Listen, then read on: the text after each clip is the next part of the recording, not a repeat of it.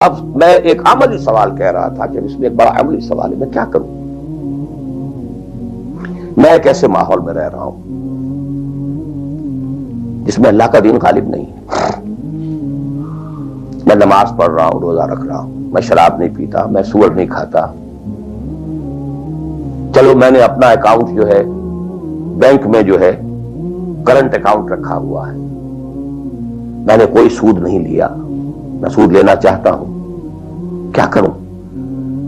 اکیلا چنا پہاڑ کو تو نہیں پھوڑ سکتا، پورا نظام تو میرے بدلنے سے نہیں بدل جائے گا، تو میں تو رہا پھر 40%، 50%، 60%، 70% کافر کا کافر۔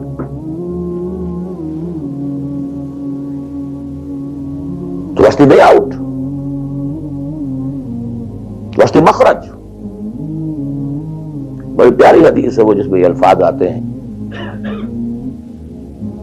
حضور نے فرمایا انہا ستکون فتنۃ، ایک وقت آئے گا تو بڑا فتنہ ہوگا۔ حضرت علی فرماتے میں نے فوراً عرض کیا مل مخرج منہا یا رسول اللہ، اے اللہ کے رسول یہ بتائیے اس سے نکلنے کا راستہ کون سا ہوگا؟ یہ نہیں پوچھا کیا فتنہ ہوگا، کیوں ہوگا، کب ہوگا، کیسے ہوگا، کدھر سے آئے گا، کچھ نہیں، نکلنے کا راستہ بتائیے۔ بلکہ ایک اور روایت اس حدیث کی اس سے بھی زیادہ پیاری ہے کہ اصل میں حضرت جبرائیل نے کہا حضور سے یا محمد امتک بعدک، اے محمد صلی اللہ علیہ وسلم کبھی سوچا ہے تمہارے بعد تمہاری امت کا کیا بنے گا؟ تو حضور پلٹ کر سوال کرتے ہیں مل مخرج منہا یا جبرائیل، تو بہت بڑا پرابلم تم نے اے جبرائیل میرے سامنے رکھا ہے، تو اب آپ ہی بتائیں اس سے نکلنے کا راستہ کیا؟ قال کتاب اللہ، وہ پوری حدیث پھر وہی ہے، کتاب اللہ فیہ خبر ما قبلکم ونبأ ما بعدکم وحکم ما بینکم وہو ذکر الحکیم وہو صراط المستقیم وہو حبل اللہ المتین۔ اس کا مخرج کیا ہے؟ یہ ہے اصل میں میرے اور اگر تو یہ بات سمجھ میں آ گئی، اس کے لیے تصور سمجھ لیجئے ہمارے دین میں کفارے کا ایک تصور ہے۔ آپ نے روزہ توڑ دیا وہ تو ٹوٹ گیا، کیا کروں؟ جڑ تو نہیں سکتا، کب اشکوں سے جڑ سکتا ہے؟ جو ٹوٹ گیا سو ٹوٹ گیا۔ موتی ہو کہ شیشہ جام کے مل، جو ٹوٹ گیا سو ٹوٹ گیا۔ تم ناحق ٹکڑے چن چن کر دامن میں چھپائے بیٹھے ہو، شیشوں کا مسیحا کوئی نہیں، کیا آس لگائے بیٹھے ہو، وہ تو ٹوٹ گیا، لیکن اس کا کفارہ دے دیا گیا۔ کفارہ ہے، قسم کھائی تھی یہ نہیں ہے کہ اب توڑ نہیں سکتے، غلط کھا بیٹھے، توڑو کفارہ۔ آج میں اس لفظ کفارہ کے حوالے سے آپ کے سامنے وہ بات رکھ رہا ہوں۔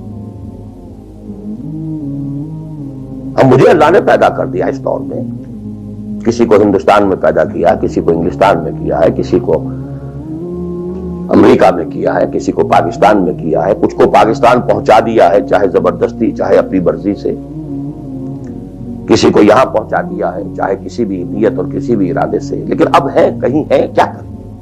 کوئی کفارہ ہونا چاہیے، کوئی مخرج ہونا چاہیے، بس یہی کفارہ ہے۔ پھر نوٹ کر لیجئے اس ماحول سے سوائے سبسسٹنس لیول کے اور کچھ حاصل مت کرو،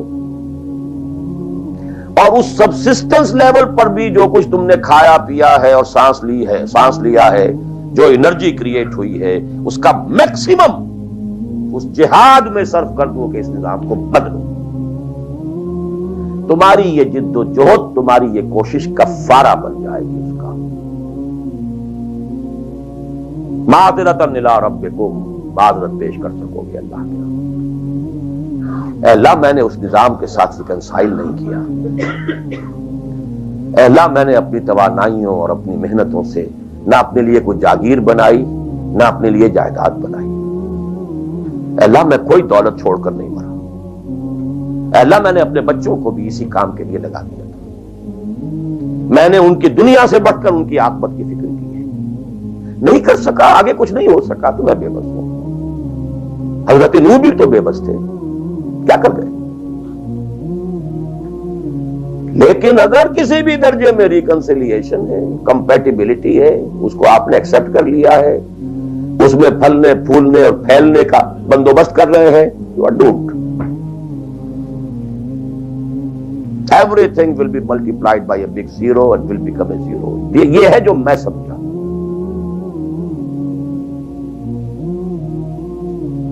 اس کا نام ہے جہاد.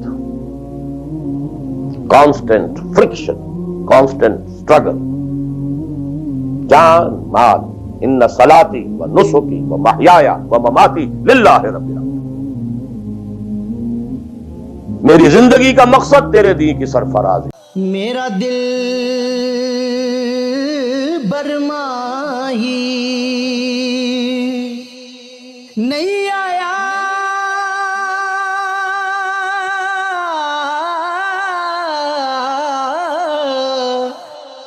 میرا دل برماہی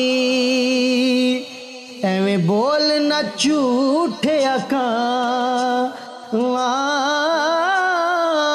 تو جھوٹا تیرے اوے بول وچ جھوٹے، تینوں تاڑی مار اڑا، تو جھوٹا